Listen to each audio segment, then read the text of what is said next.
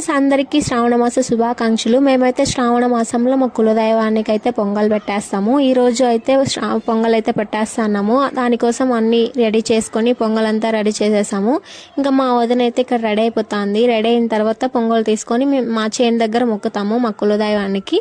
సరే, అక్కడికైతే మేము పొంగల్ తీసుకొని వెళ్ళిపోతాము. అక్కడికి వెళ్ళిన తర్వాత నీట్గా క్లీన్ చేసేసి అక్కడ గరిగి ఉంటుంది, దానికి పూజలంతా చేసేసిన తర్వాత ఇంకా పొంగల్ పెట్టేసి దేవుడైతే మొక్కేసి వస్తాం. మా అన్న కూతురు అయితే నడవదంట, ఎత్తుకుంటేనే వస్తుందంట, అలా అలిగి నిలబడుకునేసింది. ఇంకా మేము ఫైనల్గా టెంపుల్ దగ్గరికి వచ్చేసినాము. టెంపుల్ అయితే మేము చేను దగ్గర మొక్కుతాము మా కులదైవానికి. మేమైతే నాగాలమ్మకి మొక్కుతాము.